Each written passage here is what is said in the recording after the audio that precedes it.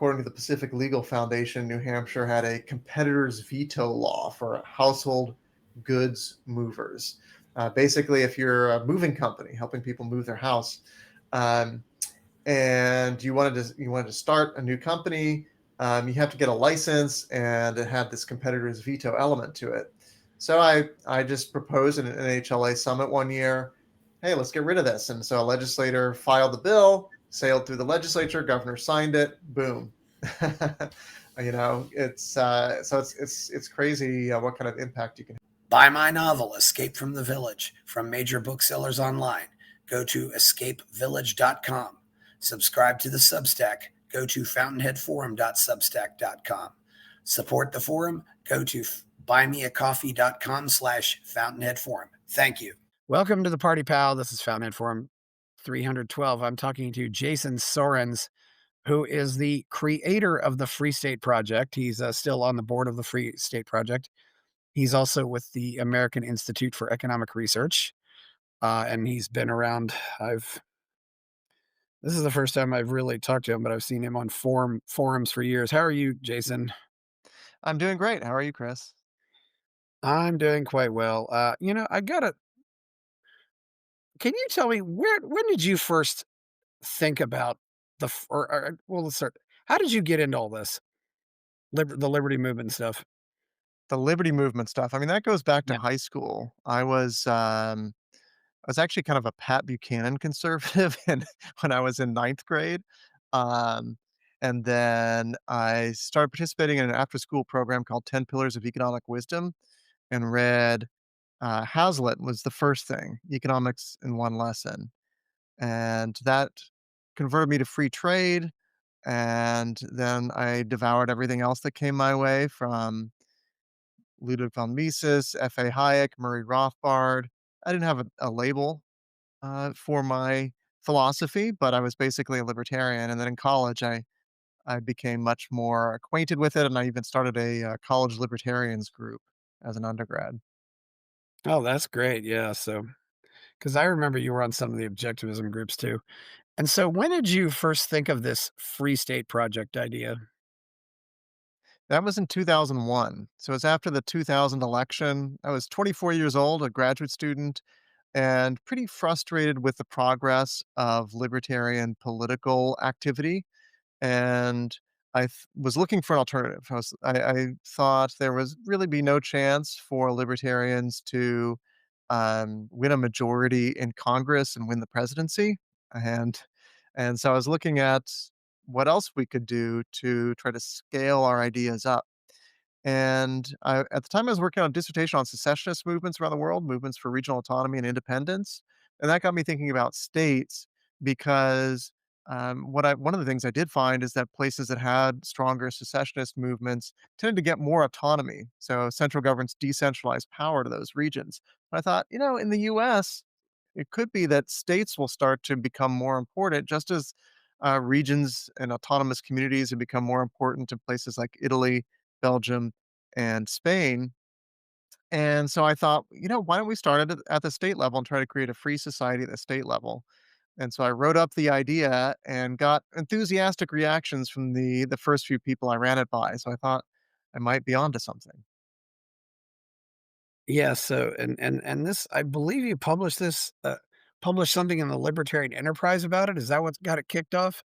That's right. So I wrote an essay for the Libertarian Enterprise, which I used to read a lot, L. Neil Smith's publication. That came Yes. out in July 2001. The editor said he wanted to sign up, and it was a bit of a hit. In the first 2 weeks, 200 people emailed me saying they wanted to participate. We got together in an online group, hammered out the details, and made it kind of um, uh, we kind of solve the coordination problem by saying, okay, um, no one's going to move until we get 20,000 people who agree to move. And we're going to try to pick the state scientifically and using a bunch of evidence and letting everyone have input. And so we decided to pick the state after we had 5,000 signatures. And that state ended up being New Hampshire. And New Hampshire was chosen in an election in 2003. They actually use something called Condorcet's method to pick the best out of a set of 10 options, and since that time, we tried to get to 20,000 signatures. That took a little bit longer. It took until 2016 until we hit 20,000 signatures, and people have been moving to New Hampshire, though, ever since it was announced, and, now thousands have moved and, made a big impact on the state, and I think we are on our way to a free society toward liberty in our lifetime. Just to explain, because I remember this, the Condorcet method is an election where where you have everybody running against or A runs against B, and A runs against C, and A runs against all the way through J. B runs against A, B runs against C. So New Hampshire That's came right. out, with 9 wins and no losses. So, and theoretically, it should be, 9 wins, no losses, 8 and 1, 7 and 2, 6 and 3. I don't remember. Yeah, Jason, one question I've always got to ask: did you at least consider one warm weather state? And I remember those 10 states; they were all cold weather states. Yeah, the warmest weather state was Delaware, Yeah. um, but we had a cutoff of 1.5 million population, so that limited things somewhat. Yeah, so Delaware didn't attract too much interest, though. I guess your next best option after that, believe it or not, is Idaho. That was one of our candidate states, which, southern part of Idaho is actually reasonably warm, much of the year. Maybe South Carolina was what I was thinking of, but it's Mhm. hard. I don't that's probably the lowest population that you could get. But yeah, and with 4 more people moving there, it might change things. Yeah, in New Hampshire, what do you think was the reason why New Hampshire got it? Well, the governor signed up as a friend of the Free State Project and really lobbied us to choose New Hampshire. It also had the largest contingent of any of the candidate states who got active in the FSP. They even ran an event called Escape to New Hampshire to try to introduce Free State Project voters to New Hampshire. That is the event that became PorkFest, which is coming up. Our 22nd PorkFest is coming up in June in Lancaster, New Hampshire, is still held at the same place where that first Escape to New Hampshire event was held, and, but much bigger now, of course. We get, over 1,000 people every year. And so I think that was a big part of it. Also, New Hampshire has no broad-based income or sales tax, and so that, is an honor it shares only with Alaska. So it's really the only, state that doesn't depend on natural resource revenues, to have that kind of tax system. And it's generally a socially moderate state, and it always has been. And so it's not a state where you're going to have, a very strong paternalistic set of social policies. So in those ways, New Hampshire has always had a libertarian streak, right down to the state motto: "Live free or die." And so it was natural that New Hampshire would win the vote. Also, the only state with no seatbelt laws, and also at the time, New Hampshire probably had the most libertarian senator in the Senate at the time. I mean, I don't know what happened. That was Bob Smith. Yeah, Bob Smith, and then actually John E. Sununu was pretty good if you look at his record, pretty good on surveillance issues and even foreign policy and stuff like that in a time when not a lot of Republican senators were. And so the first Pork Fest would have been 2004 then? That's right, 2004. Yeah. And so that's worked out. So what's been happening since then? Where when did people start moving, or how many were at the first Pork Fest? At the first Pork Fest, we probably had close to 100 people. So, we were a small group. We were kind of outnumbered on the campground by everybody else. But it was exciting. We got some media, we got some decent local speakers, and it grew from there. Really, the biggest jump up for us was around the time of the first Ron Paul presidential campaign, and that's when a lot of college students came to New Hampshire to work on the primary. It's when we started our New Hampshire Liberty Forum, which is still going on, and we had Ron Paul speak at that, and, um, and you had yeah, you had the second Liberty Forum take place right before the primaries. It was a wild scene where you had all these libertarian college kids running around, waving signs, mobbing the CNN bus, things like that. And a lot of those Ron Paul activists just stayed in New Hampshire. And I know some of them. I won't name their names because I don't have permission to do so. But a lot of those people stuck around. And the very first person who was elected to the state house, who actually moved to New Hampshire because of the Free State Project, a guy named Joel Winters, got elected as a Democrat in 2006, and then in 2008, three people were elected. Joel Winters was reelected. Two Republicans were elected. And today, according to New Hampshire Liberty Alliance ratings, we have over 100 libertarian state reps in the state house, and about, depending on how you count, two to four or even five state senators. So out of 24. So we definitely have a beachhead now. Most of those are not free staters or, people who've moved to New Hampshire because of the Free State Project, but they are people who are aligned with us in terms of political philosophy. And so, yeah, we've had a big impact now on the state in terms of public policy, in terms of getting people elected and just creating a freer society. Yeah, it definitely sounds like you've made some progress. I mean, that's one thing I do hear about occasionally in New Hampshire too. You actually have the something that I don't know if it exists in any other state or the Liberty Democrats. Yeah, I don't know if they exist here anymore either. We've had several Liberty Democrats elected over the years, but then the Democratic Party establishment really cracked down and threw everything at these primaries to try to get these people out of the Democratic Party, and they succeeded. And so we don't really have any true Liberty Democrats anymore, although we definitely have Democrats that I can work with on issues like land use regulation and housing policy. And we have some that are even bucking the party line on some of the hot button social issues like trans kids and stuff like that. So, um, so there's a little bit of diversity in the Democratic Party, but there's a lot more in the Republican Party. Yeah, you brought up one issue, and I really would like to get somebody on here to talk about this topic. The issue of housing, zoning, and it seems like the left has been pushing that more than people on the right. The yes in my backyard, because from what I'm learning now more and more, zoning regulations and building codes and all this stuff, it's just getting to a point where it's really driving up the cost to insane levels. Yeah. And it seems to be the left that's I don't know what their motivation is, but they're the ones that are pushing this.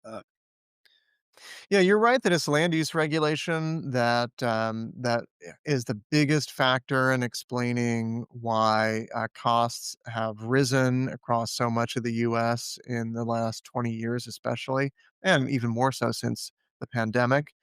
And it has turned out there's been blue states that have bigger problems with it, which may be one reason why it looks as if Democrats are taking more of a lead. But I think the state that has done the most in terms of actual legislation to preempt local violations of private property rights is Montana. And so it was definitely a Republican-led initiative there. Obviously, there's debate within the Republican Party, there's debate within the Democratic Party. So it's an issue I think that cuts across party lines. Um, but you may be right that on the whole, more Democrats are talking about the issue than Republicans.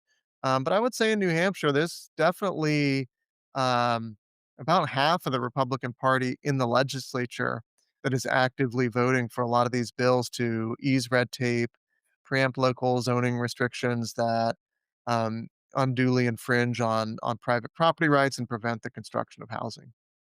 Certainly, although a lot of this is probably even done more at the municipal or the county level too.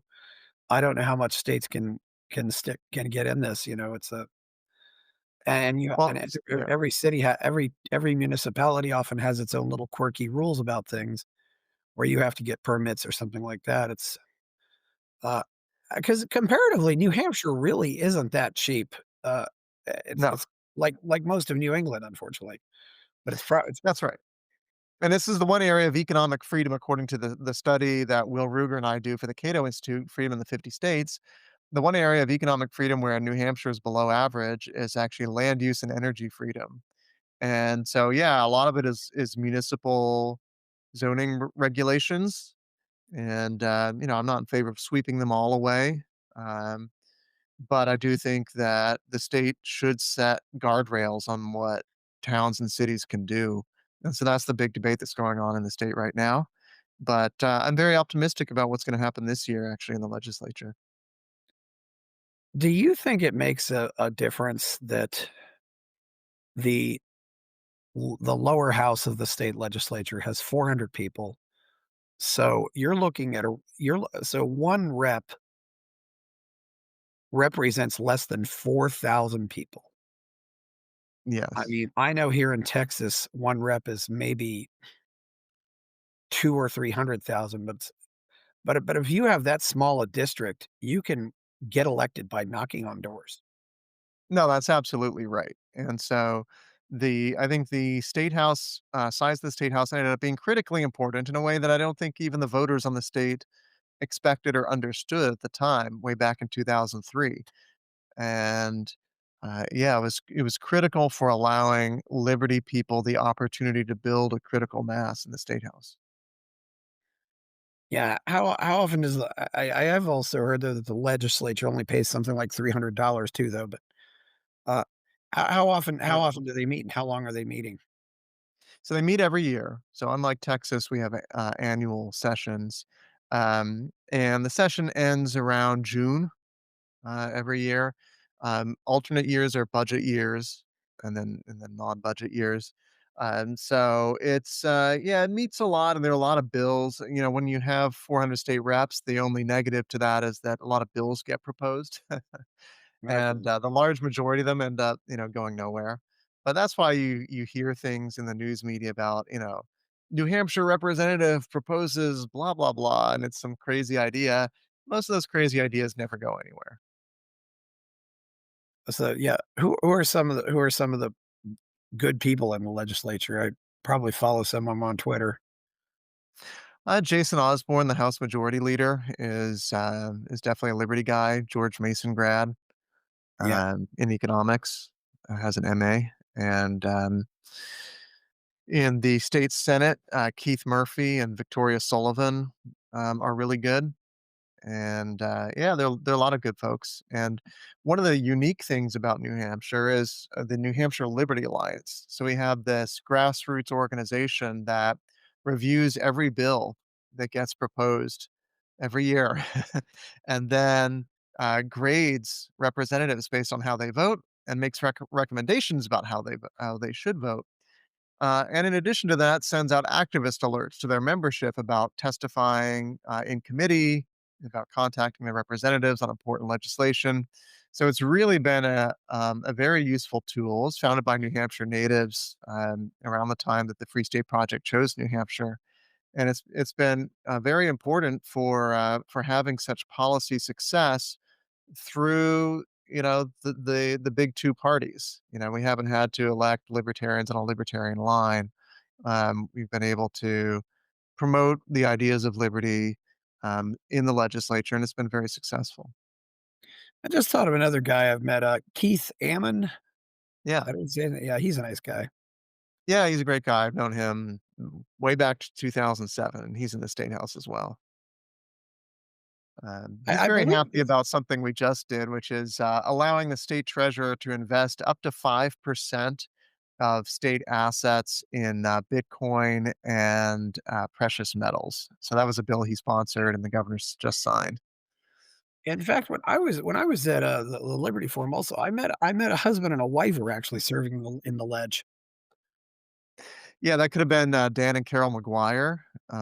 They've been active in the legislature for a very long time. Carol continuously so, and she served in senior leadership. Dan on and off. Dan wrote the bill that required a, criminal conviction before civil asset forfeiture, and that was passed into law. I want to say back in 2016. That is fantastic. I mean, if you can fight some of these laws and, some of these things that really just shouldn't be, like civil asset forfeiture. That's great. I mean, a place where your profits can be saved. I remember when I was at the Liberty Forum too. I had this idea. Ma Even if people don't move to New Hampshire, I wonder if you could push to make New Hampshire a haven for free market medicine. Yeah, and we're trying on that this year. So we're trying to legalize direct pay hospitals.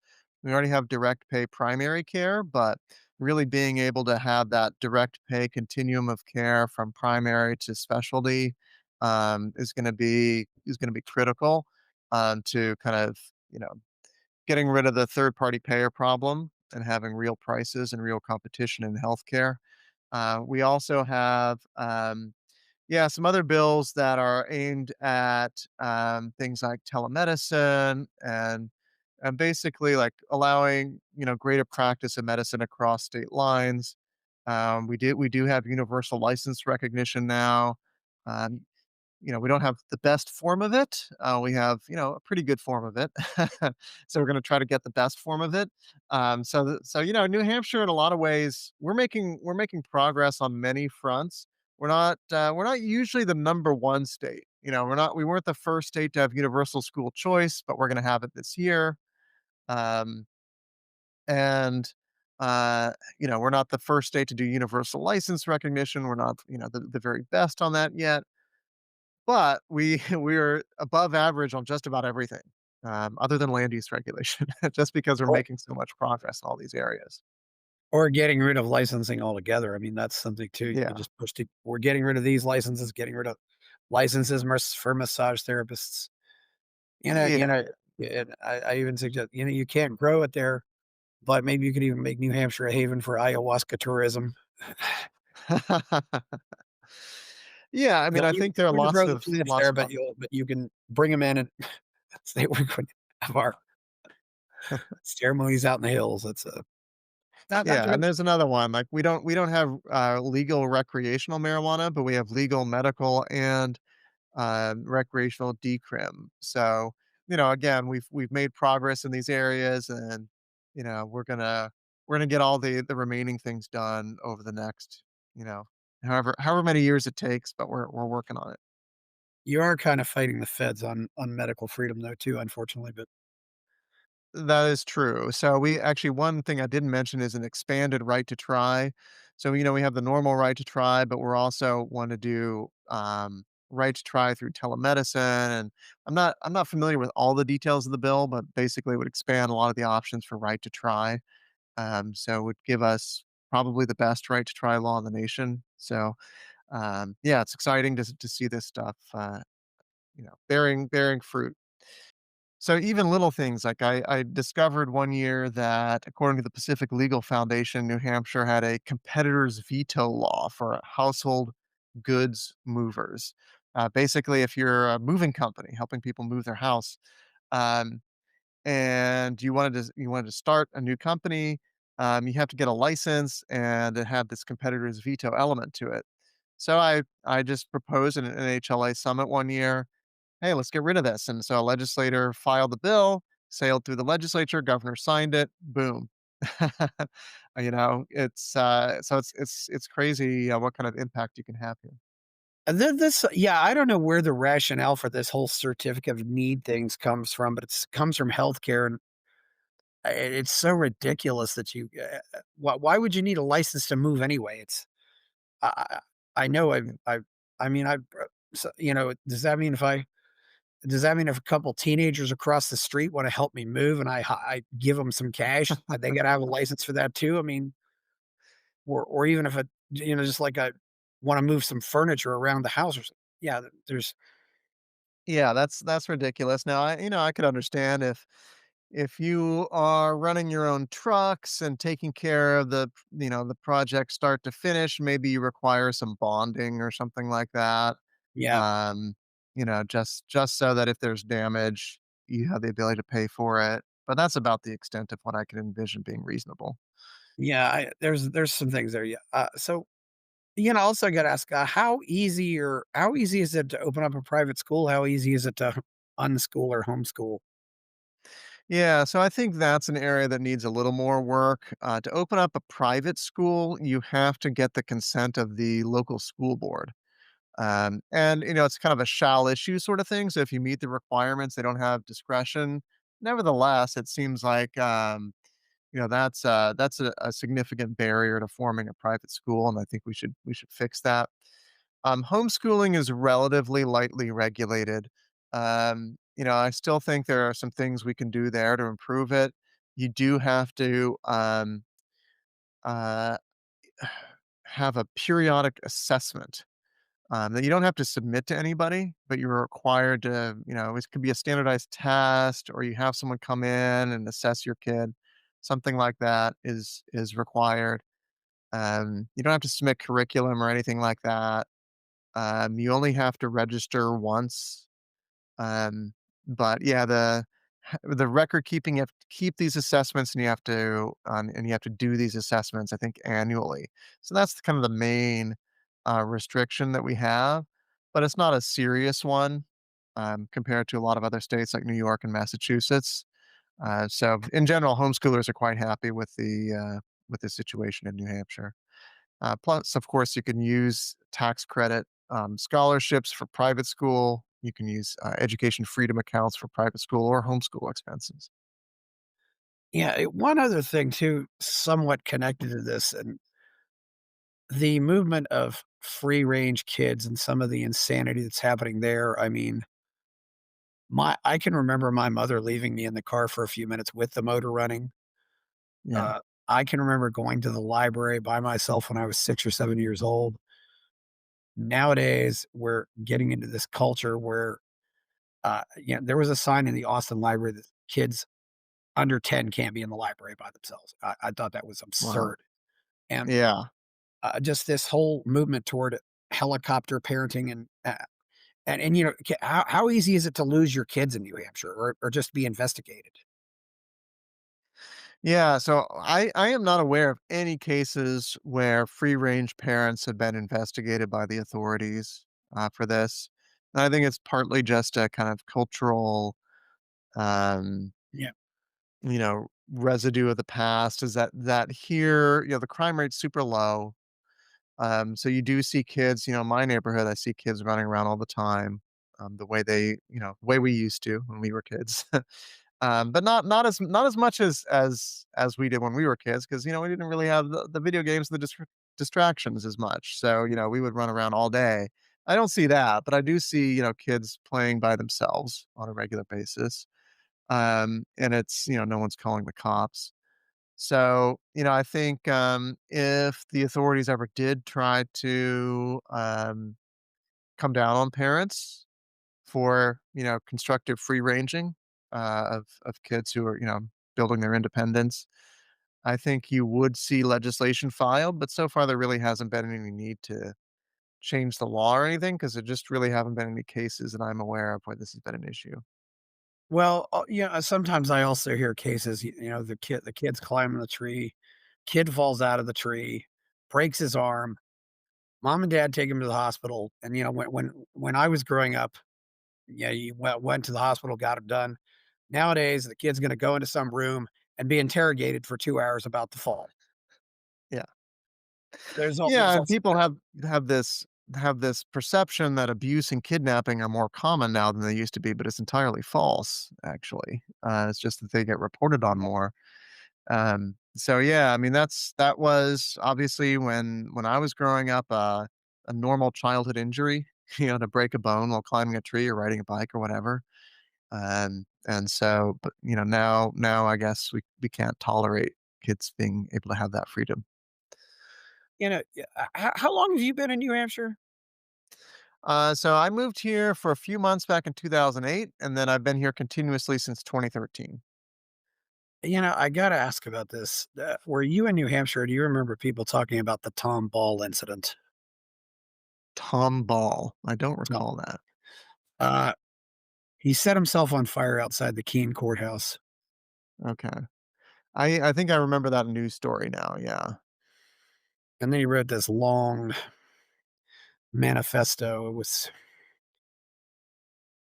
Mainly it was about child support. I don't know. I mean, what are the, Mm. the divorce laws and family courts? Because it's become such an industry now. I mean, I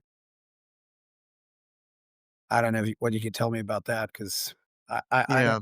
I'm becoming more the case we've gotta have intact families to have a free society, but Yeah, yeah, I agree with you, and I'm remarried now, but I did have to go through, divorce and with a kid involved, in the state of New Hampshire, and, I would say that the process, um, didn't seem to be gender biased to me, but it definitely hits the parent who earns more harder in terms of the financial stuff, and I will say that there was more judicial discretion than I appreciated. And we settled, but part of the reason we settled in a way that, I would not have ideally wanted to is that my attorney said, you never know what's going to happen if you go up in front of a judge.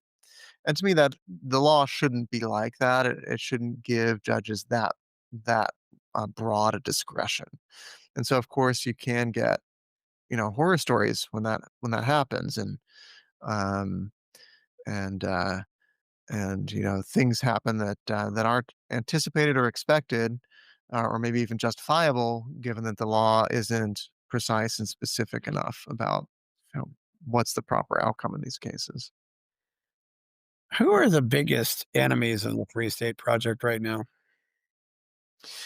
I mean, the state Democratic Party and especially groups like Granite State Progress try to use the FSP for fundraising. So, they will claim that the legislature is run by free staters and and the Republican Party is nothing but a bunch of free staters, and I wish that were true, but it's not yet. We're probably about half the Republican Party, um, at least in the legislature, and so, we have to deal with that, and, we get people. I mean, I just saw an article today by a columnist for a minor New Hampshire online paper who just made these wild accusations and complete falsehoods about the Free State Project and the things that we're doing in the state. And so, you get used to that kind of stuff. And you got to have a little bit of a thick skin, at least, if you put yourself out there, if you run for office, you gotta expect these people to come after you. I did run for office once, and, I live in a strongly Democratic town, and so the FSP was a huge issue. I was running for planning board, so I wanted to, help with the zoning and the housing issues in town. I made a lot of allies in town, a lot of friends in town. I didn't win, and I think the Free State Project was definitely an issue in that. So I think it's harder actually in the low turnout local elections where you get the real political animals turning out to vote, especially local elections because um, they are often dominated by people who are insiders in the system, right? So the PTA, local government officials, the unions, right? Those people tend to dominate local elections anywhere in the country, and that's true in New Hampshire as well. So we've had a lot more success, I think, at the state level, at the local level, although we do have people who are in local office, and even in nearby towns, many people I could name who've been elected to local office. But if the FSP becomes an issue in your local election, I think that's not going to help you. What do they say about the Free State Project at Dartmouth and UNH? Well, I worked at St. Anselm College for a while, also at Dartmouth College. At Dartmouth, it didn't seem to be much of an issue. They even let me teach a course on libertarianism, and it was my most popular course, and it was packed That's out great. every time I taught it. At St. A's, it was more of an issue. I mean, I had friends there and defenders there for sure, but I also had people who really just hated my guts just because of the Free State Project, and, there was definitely no way I could get a tenure track job in my discipline just because of my political views. Those were the 2 big colleges I can think of in New Hampshire. I don't know if there are others, but Yeah, I mean, those are the 2 biggest. UNH, I'm less familiar with. I mean, I've had some cordial relationships with some of the political scientists there. Um, I think Paradoxically, sometimes the state institutions are a little bit more pluralist just because they are bound by free speech and the First Amendment in a way that private institutions are not. And so, for legal reasons, they have to be a little bit more careful about openly discriminating on the basis of ideology. Yeah, sometimes the private schools can be worse and, Yeah. which is interesting. I know, why do they call it the Granite State? We have a lot of granite. Okay. I mean, right outside my window in my front yard, there's a bunch of ledge, we call it. It's exposed bedrock, it's granite. Um, it makes the soil acidic. So we have thinner, acidic soils that are not terribly fertile. This is not the breadbasket of America. Our top agricultural crop is apples. Maple syrup's also big. But yeah, that's because of the granite. And it has also preserved the mountains. So the White Mountains have not been as eroded as, a lot of other, ancient mountains might have been because of the fact that, granite is the substrate. So it doesn't erode as quickly. So we've got, obviously the tallest mountain in the Northeast, Mount Washington, which actually Yes. has a little bit of permafrost underneath it. So it's Mhm. kinda cool. You can walk into the Arctic, basically, into an Arctic climate with Arctic plants, actually. Yeah, Arctic plants and Arctic Yeah. animals. Yeah. I was crazy enough to actually start driving up Mount Washington, then I drove back down. Of course, you don't really realize it until you're driving back down. Although it was so foggy up there, you can't really tell, and I know also Mount Washington has this reputation for just, having crazy weather, like, I mean, it had the highest wind ever recorded that wasn't part of a hurricane, for example. Oh, this is the highest wind speed ever recorded on Yeah, Earth, highest wind period. speed, yeah. Until I think it was like 2 years ago, there was, maybe a place in Asia or something that had a higher wind speed, but I think it was 230 miles an hour, something like that, highest ever recorded. Yeah, so worst weather on Earth. So you gotta be careful, gotta be prepared when you go up above the tree line. I love hiking, so I do that. I've hiked Yeah, Washington. I've hiked above the tree line many, many times. but it's It's also very very s enjoyable. What's that? I was gonna say just be careful though, because it's ve if you're driving a car up though, it's very steep. You do not want to maybe you should just hike. Yeah. Yeah, I mean, you definitely put a load on your car's engine and then on your car's brakes and or engine, right, if you're going in low gear downhill when you go back. My favorite way to go up if you're not hiking is to use the cog railway, and you have to pay for that, but you also have to pay to drive up. Mhm. So, and the cog is kind of a neat experience. Yeah, it's pretty up there. Yeah, do you think there's a are some of these people, like, with Granite State Progress, are they just throwing up their hands, "I can't beat these free staters, I'll just move to Vermont." I mean, there is some evidence that New Hampshire has become a little bit redder, over the last, um, yeah, 15 years or so, except for the last election. So, at the presidential level. So in 2024, New Hampshire moved blue relative to the country. Um, but it had been moving red every other presidential election until then. So, compared to the country average. So, we're still red at the state level. So, state house, governor, executive council, it's all red. But yeah, I think New Hampshire is tending to attract more Republicans than Democrats over the last 20 years or so. Yeah, sometimes you get this issue, and I've seen it happen here in Austin. Well, I'll move from Massachusetts to New Hampshire because it's cheap, and, well, do you understand why it's cheaper? Yeah. And y so you Yeah, end up I think the Massachusetts movers do, and that's why the some of the most conservative towns in the state are right along the border with Massachusetts. These are people who still work in Massachusetts, but they moved across the border precisely because they know what mhm, New Hampshire is all about. They like that. And the bigger problem can be people moving from farther afield, from New York or Maryland or whatever, who don't necessarily know what New Hampshire is all about, or they have a job and they just move to New Hampshire because they have a job in New Hampshire, but not because they just want to be in New Hampshire. So we gotta be mindful of that. But I think the other risk also is if you tighten the zoning regulations, so you try to keep people out. Um, what the people you end up kicking out are the blue collar workers who are now in New England, the Republican Mm, base. Right? The Republican base is truck drivers and waitresses and nurses and carpenters and people like that.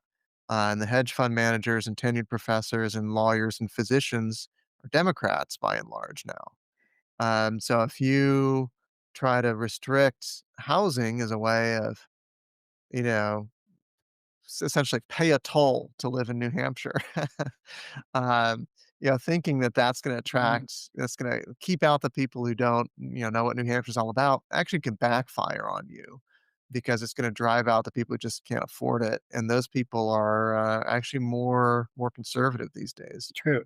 And if you still and if a person works in Massachusetts and gets paid there, they still gotta pay the income tax there even if they do live in New Hampshire, right? I mean, that's usually It how. depends. Yeah, it depends on how much you're working, in Massachusetts versus New Hampshire. So if you have some remote work in New Oh, Hampshire, or you can get your place of work designated to be New Hampshire, there are ways to try to get around that. is there any effort to maybe to recruit Canadians or other people from other English speaking countries? I mean, uh, there's certainly. Yeah, we've invited Canadians down, to speak sometimes and to, and to just, sponsor or enjoy the conference, and, Canadians love coming down and, Mhm, and seeing what we're all about mhm. because, we have freedoms they can't dream of. So, especially when it comes to things like gun rights. So yeah, I mean, I think we should attract Canadians. There are a lot fewer Canadians in general than Americans, and a lot fewer Canadian libertarians than American libertarians. Yes. But that's definitely a group that we should try to attract. Well, you're also dealing with the least libertarian part of Canada there too. Is I had Tim Moen on. He talks about what he calls the Laurentian elites, people Hmm. concentrated around the St. Lawrence River. So you might get those people moving in. And I don't know nowadays too. You might even think about getting them from Australia and New Zealand. I got to ask, have you heard of Monte Libero? I don't think so. Uh, I think it's mostly done by Russians, but it's a free state project in Montenegro. Oh yeah, yeah. Okay, I have heard of this. I don't know much about it, but Yeah. yeah, I mean, I don't think they want to move all the way to New Hampshire, so they decided. yeah, I believe very much, we can only do this in one American state, but I certainly, that's certainly something that probably will attract more. And sounds like I said, it's attracting a lot of Russians, and they just move there because maybe they could attract other Europeans too. I don't know if there's. Do you know of any other offshoots out there? there was a European Free State project that I think settled on the canton of Zug, Switzerland, or something like that. But I haven't heard anything about it in a few years. Way back when New Hampshire was chosen, there was a Wyoming offshoot. And I think a couple dozen people moved to Wyoming for that, but then it went dark as well. So, And it deletes what you're trying to do. Also, that's another issue. yeah. I don't. Yeah, I mean, yeah, I mean, I don't want there to be more than one free state project. I said, go to New Hampshire. You can't. It's not going. I mean, that's just it's not going to work. But Yeah, there aren't enough of us to have two, in my opinion. I did ask around people. I wonder if you could. Although I don't know which state you're doing it. Could you start a free state project in Mexico? Some find a low population state. But, Yeah. I mean, the problem with Mexico is they don't have the federalism that the US has. I mean, technically they're federal, but really in terms of like financial autonomy, the states are creatures of the central government in Mexico. they are. Yeah. It's also very much varied. Do you think there might ever be any attempt to just go it alone, New Hampshire, or at least say we're independent? I mean, I don't know what would happen if that. Not to mention what would Maine say about it, because that would then split them off, but Hmm. Yeah, there are some people talking about it and working on it. There's a Foundation for New Hampshire Independence.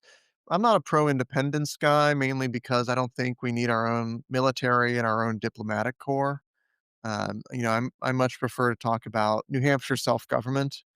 Let's think about ways that we can assume powers back to the state that we had previously delegated to Congress, and maybe it was a mistake to do so. So I've written recently about why states should be allowed to opt out of Social Security. So that was published by the Daily Economy, a publication of AIER, and has gotten some comment and some back and forth on that. And I think that's the template going forward is to one by one take these federal policies and bring them back to the state. Yeah. Who are some great people in New Hampshire that we should be aware of in New Hampshire history? Oh, New Hampshire history. Yeah. Well, New Hampshire has a long liberty history, so you could go back to 1772 and Ebenezer Mudgett with his Pine Tree Riot in Ware, New Hampshire, where they Yes. revolted against the royal claim of ownership over their pine trees, and kind of rode the sheriff out of town on a rail. And eventually they were arrested and fined 20 shillings, which is far less than the fine that they would have had they been fined for cutting down their own pine trees that the king claimed. Um, Paul Revere actually has a New Hampshire connection. He helped provide intelligence that led to the taking of Fort William and Mary in New Hampshire in December 1774, so predating Lexington and Concord, really the first military action of the Revolution. Um, General John Stark is the one who proclaimed at a reunion for veterans of the Battle of Bennington, "Live free or die, death is not the worst of all evils," and that Yeah. first part became our state motto. Um, John Hale was a Democrat, a loco foco as they called them back then, a classical liberal who was pro free trade and pro small government and anti slavery. And so he split with Franklin Pierce in the 1840s and ultimately founded the group, the kind of sort of study group that then became the Republican Party in the 1850s. So John Hale is another important one. And then, fast forwarding to the 20th century, Mel Thompson was a governor in the 1970s who coined the phrase "axe the tax" and carried an axe around that still exists. His son Tom Thompson still carries this axe around and fought a broad-based state tax, and really probably in combination with the activities of the union leader and the reporting of the union leader, is responsible for New Hampshire still being income and sales tax free. And yeah, and he proposed things like New Hampshire should develop nuclear weapons for its national guard. We never did that, but he was definitely a character and helped establish the kind of rock ribbed fiscal conservative reputation that New Hampshire still has today. Is there any business outreach being done?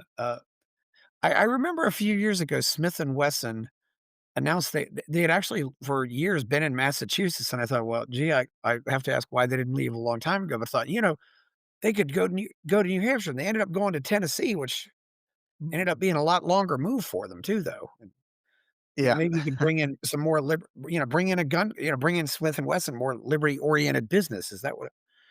I don't know if there's Yeah, any. so Smith& and Wesson does have a plant in New Hampshire, I believe, and Ruger does as well. In fact, Ruger might be headquartered in New Hampshire. Um, the Business and Industry Association of New Hampshire has been very friendly to my own work on housing, especially, and on taxes. So I have a very good relationship with them.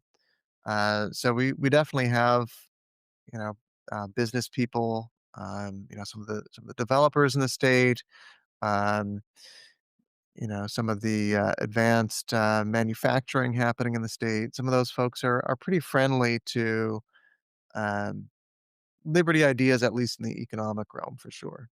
Yeah. How long have you been with AEIR? Just 2 years. Okay. So yeah, before that I was at St. Anselm College. So I got recruited out of academia by my longtime friend and collaborator Will Ruger, who is now he was president of AIER. He's now deputy director of national intelligence, working under Tulsi Gabbard. So Oh wow. Yeah, Jason, I've gotta shout out AIR because they were one of the few heroic organizations in 2020. yeah, And a lot of us are just scratching our heads asking what happened to our movement in 2020. Uh, yeah, mostly Jeffrey Tucker to his credit, but, yeah, and it seems like New Hampshire I know New Hampshire libertarians were just getting together and just thumbing their nose at a lot of this, right? I mean, yeah. Pork Fest went on. Pork Fest went on. June 2020 was a great Pork Fest. That was actually my 4th date with my now wife. I brought her to Pork Fest that year. So yeah, yeah, COVID was a wild time. I was part of the whole vaxxed and relaxed movement. So, I was pro-vax. We have folks who are anti-vax too, and that's Well, cool. when you Like say it should be a pro-vax or anti-vax, do you mean, okay, you went and got the vaccine, or you think everybody should be forced to get the vaccine? Because there's different uh, yeah, obviously not forcing anybody. So, I'm a libertarian. So, yeah, no one should be forced to be vaccinated for anything. So, you should never be forced to put something into your body, right? yeah. Physical integrity rights are paramount. So yeah, we actually, a lot of people were hard on Chris Sununu on some of the mask stuff and things like that. And we had mask mandates in parts of the state. It ended up being a local Mhm. issue. The legislature just actually prohibited localities from having mask mandates, but it's, when you look at the actual data, New Hampshire was the 7th best state during COVID in terms of not restricting people's freedom. That's according to the, index produced by, Ben Powell and his collaborators at Texas Tech, at the Free Market Institute there. We weren't out there like South Dakota, but we were actually a pretty good state to be during COVID. Yeah, this is one of those deep philosophical questions I think comes up. There were some libertarians who came out and said, "Well, we better wear those masks so they don't impose mandates on us." Mhm. But then I'm thinking, well, yeah, but if I wear a mask, they're going to think I'm okay with mask mandates. Yeah. So I kind of said, "Hell no, I'm not doing this." Yeah, I think that was one of those one of those divides that really just and this was so emotional for so many people. It just was hard to find any sanity with it. But Yeah, I think the proper approach there is to do what, you know, what you want according to your judgment, and respect private property rights, but it shouldn't be a government issue. Like government should not be locking people down. Government should not be forcing people to wear masks. Let the private property owner decide. And especially for kids in public schools, let's not do masks because, you're inhibiting, especially younger kids' ability to learn English and to learn how to speak. We discovered that, they can yes, see people's exactly. faces. That was a Um, major issue. Yeah. yeah. So, I understand some people, kind of lost their minds for a little bit, but Mhm. it was definitely a moment where um, we needed a stronger stand for liberty, and we didn't get that in a lot of cases. I definitely don't understand the people who are making the libertarian cases for stay-at-home orders. Absolutely don't understand I that, don't get and it either. that Yeah. made no sense even at the time. I don't know what yeah, it's just like what happened. I remember I think it could have been I wish, I wish I'd been doing podcasting back then. Although I was actually working for a hospital organization, so I saw how much of a mess it is.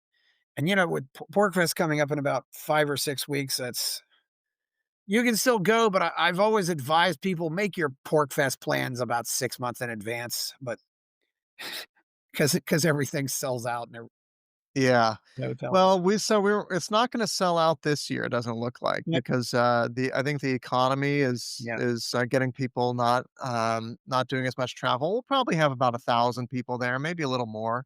So, I would definitely recommend getting your tickets. It'll be a relatively chill pork fest. We've got some great people coming in. Joel Salatin will be Oh there. yeah. We've got a contingent from AIER, talking about de-dollarization and some other issues. Um we've got, Scott Horton, there's some good good people coming, so I think Yeah. it'll be interesting. Well, I was saying, like Rogers Camp, but the hotel rooms at Rogers Campground are probably already booked, and even at the Cabot, because yeah, the other thing too is this is another thing I've been talking about too. It's a small thing, but when I drove up there and the toll booth, and I tell people, fight for your right to pay cash tolls. I mean, seriously, you can pay your tolls anonymously. Everything else is, it's basically a tracking system. Oh, your car was at this toll booth. Yeah. Yeah. I'm of multiple minds about that because I would just love to get rid of government ownership of the roads. And I don't know Yes. how you do that without electronic tolling. You I need don't know how you do it either. It's like, and where I grew up too, there are still a couple privately owned bridges across the Ohio River. Of Mhm, course, they also screwed one completely over by demolishing the one approach to it. But mhm. and you pay tolls on those bridges, and they also that and even if they already paid them off, the money goes back into the maintenance of the bridge. So it's yeah, Yeah. Yeah, it's local roads, I think, neighborhoods could own. It could be like an HOA type of situation just on for the road, you know? And then highways should be private and competitive and for profit, yes, and you choose which route you wanna take based on convenience and price, and you would have incentives there to do, like, peak pricing so that you maintain a consistent traffic flow and you never end up gridlocked. Um, yeah, so I think there's some great advantages if we had private highways, but again, you'd need dynamic electronic tolling to do that. But you also need some way of maybe having some kind of data security measures in place so mhm. that, all that location data on your car gets deleted immediately or something like that. Certainly, and I was when I was in one Pork Fest group. I think the guy suggested bringing melee, and then he says, "You're not going to get melee. I mean, you're talking 3 or 4 days, but you might get Sturzenegger, who's in his cabinet and he speaks English." So, Yeah, Malay's English is not the best.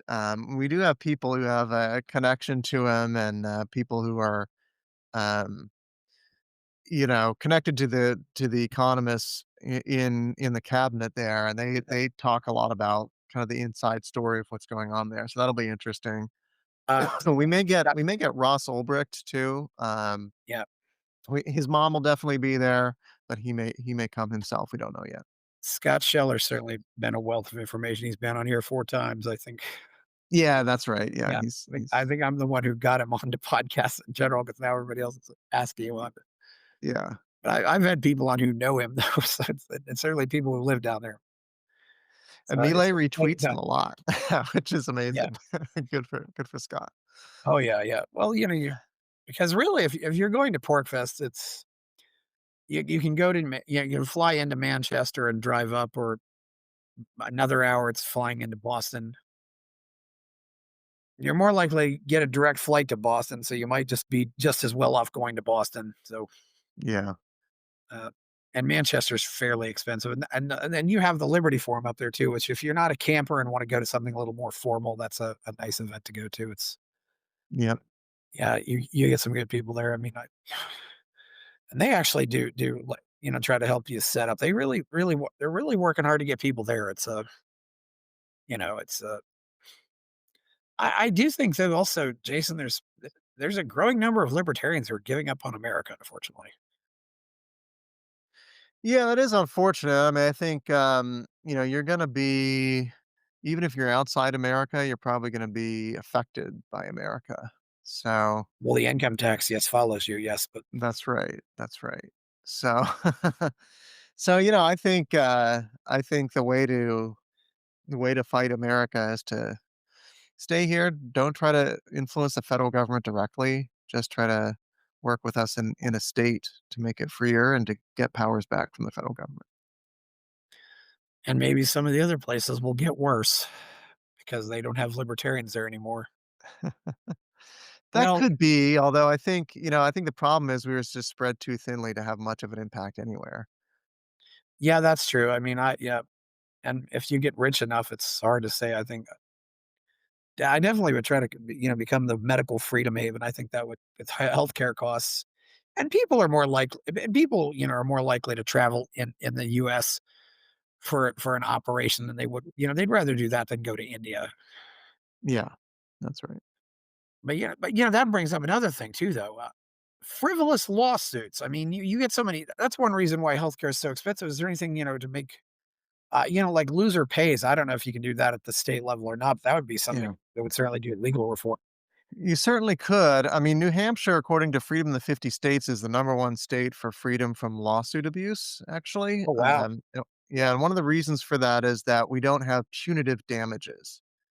So if you win a lawsuit, you'll get, compensated for the harm that occurred to you, but we don't have this like triple damage thing Yeah. that then adds on top of it. Okay. Yeah. So, well, that's cool. Yeah. Well, you said you had about an hour. Do you have anything to say before we go?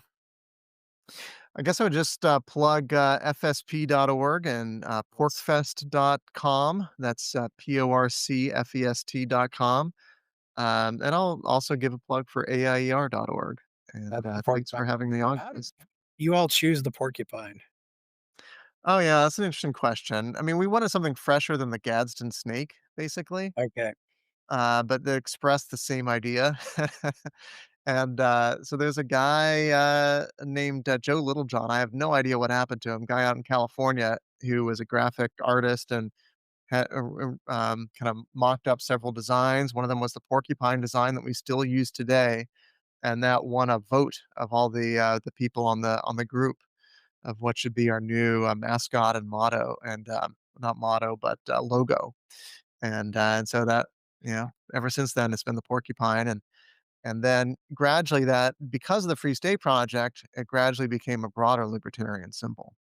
Yes. Well, Melee has a lion. So please like this video, subscribe to the channel, go buy my novel, Escape from the Village. I have a Substack. People are giving me money to buy me a coffee. Thank you, Jason Sorens. I'm Chris Baker. Buy my novel, Escape from the Village, from major booksellers online. Go to escapevillage.com. Subscribe to the Substack. Go to fountainheadforum.substack.com.